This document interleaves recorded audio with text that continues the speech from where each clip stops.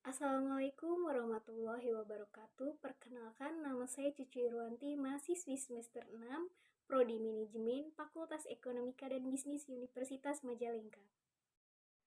Baik, ekonomi manajerial adalah aplikasi ekonomi dan perangkat analisis ilmu keputusan untuk membahas bagaimana suatu organisasi mencapai tujuan dengan cara yang paling efisien. Ekonomi manajerial ini selalu berkaitan dengan teori ekonomi baik mikro maupun makro, lalu berkaitan juga dengan ilmu keputusan, matematika ekonomi dan ekometri. Selain itu berkaitan juga dengan berbagai area fungsional bisnis, area fungsional ilmu administrasi bisnis seperti akuntansi keuangan, pemasaran, manajemen sumber daya manusia dan produksi. Selain itu, ekonomi manajerial juga mengintegrasikan teori ekonomi, ilmu pengambilan keputusan, dan area fungsional bisnis untuk mencapai organisasi secara efektif dan efisien. Pengambilan keputusan ekonomi, itu ada 5 tahapan. Yang pertama itu menetapkan tujuan perusahaan, lalu yang kedua mengidentifikasikan permasalahan yang dihadapi oleh perusahaan untuk mencapai tujuan tersebut, lalu yang ketiga mengidentifikasikan berbagai solusi-solusi, lalu yang keempat memilih solusi terbaik dari solusi yang ada, lalu yang terakhir mengimplementasikan keputusan tersebut.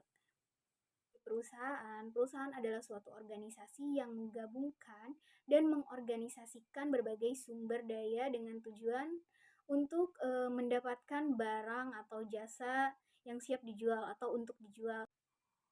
Tujuan utama perusahaan adalah untuk memaksimumkan kekayaan atau nilai perusahaan. Lalu, kendala-kendala dalam operasi perusahaan itu ada yang pertama, ketersediaan input penting. Lalu yang kedua, kendala hukum yang dihadapi perusahaan, baik upah minimum, standar kesehatan dan keselamatan.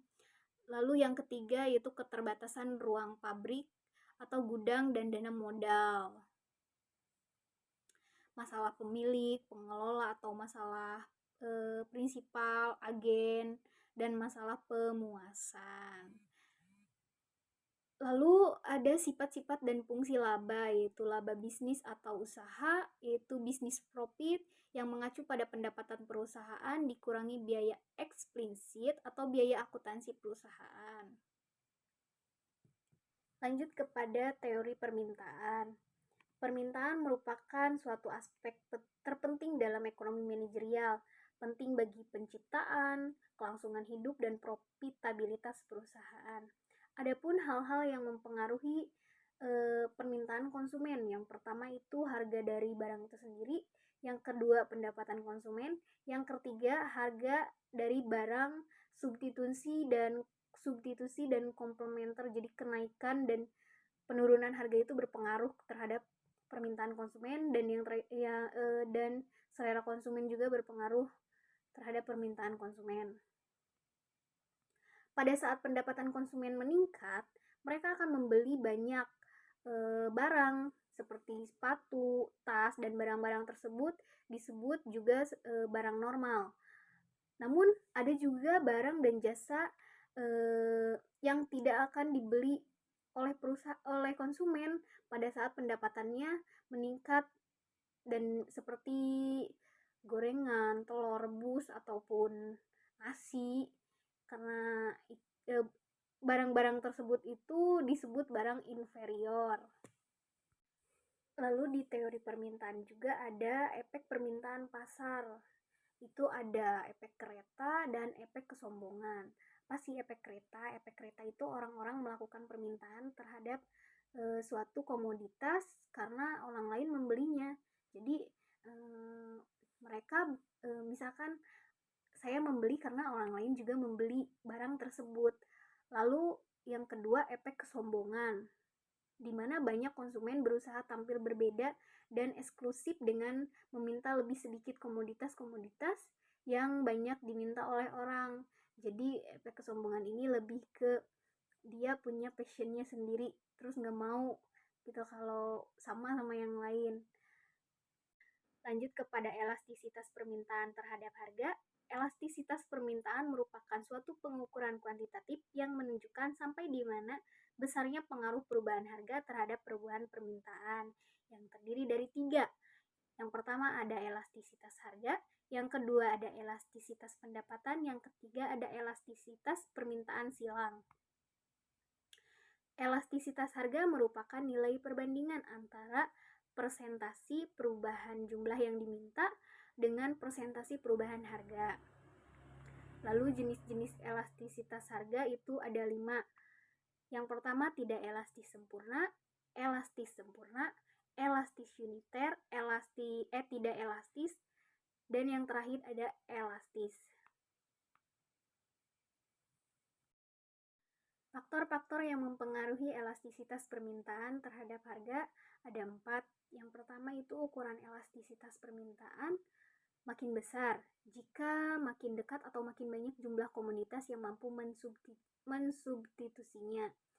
Lalu yang kedua, makin sempit suatu komoditas didefinisikan, maka besar elastisitas terhadap harga karena makin banyak jumlah komoditas yang melakukan substitusi.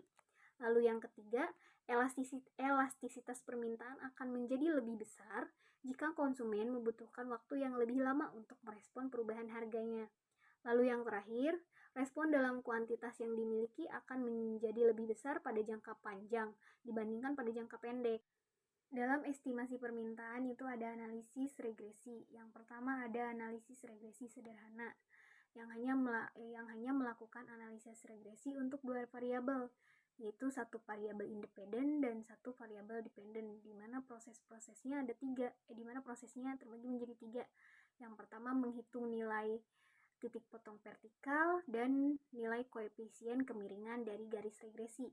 Yang kedua, membedakan uji signifikasi dari estimasi parameter. Yang ketiga, membuat interval keyakinan untuk parameter sebenarnya. Sebenarnya tujuan analisis regresi adalah untuk menghasilkan nilai estimasi A dan B dari garis regresi. Lalu yang kedua itu ada analisis regresi berganda. Apabila saat variabel dependen terikat, yang kita cari untuk dijelaskan di hipotesis tergantung pada satu variabel bebas. Macam-macam biaya itu terbagi menjadi 7. Ada biaya eksplisit, biaya implisit, biaya alternatif atau oportunitas, lalu ada biaya akuntansi, biaya relevan, biaya tambahan, dan biaya terbenam. Yang pertama, biaya eksplisit adalah pengeluaran aktual perusahaan untuk mempekerjakan tenaga kerja, menyewa, atau membeli input yang dibutuhkan dalam produksi. Lalu ada biaya implisit, yaitu nilai input yang dimiliki dan digunakan oleh perusahaan dalam aktivitas produksinya sendiri. Lalu ada biaya relevan atau oportunitas, yaitu keseluruhan input baik yang dimiliki atau dibeli oleh perusahaan untuk alternatif bisnis lainnya. Lalu yang keempat ada biaya akuntansi, yaitu pengeluaran aktual perusahaan tentang akuntansi dan biaya historis untuk laporan keuangan. Lalu ada biaya relevan, yaitu seperti nilai ekonomis dan biaya oportunitas. Lalu ada biaya tambahan, itu perubahan biaya total dari implementasi keputusan tertentu ya. Lalu ada yang terakhir biaya terbenam, yaitu biaya yang tidak termasuk karakteristik di atas, karakteristik dari biaya-biaya yang sudah disebutkan tadi, atau bisa disebut juga biaya tidak relevan.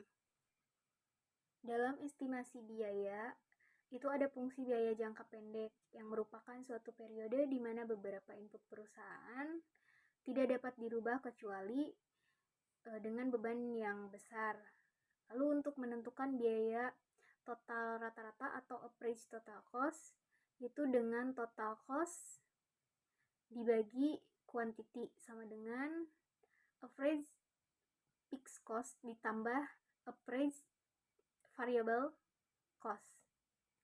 Lalu biaya tetap rata-rata itu total fixed cost dibagi quantity. Lalu untuk menetapkan biaya variabel rata-rata yaitu dengan total variable cost dibagi quantity. Lalu untuk biaya marginal itu total jumlah total fixed cost dibagi jumlah quantity.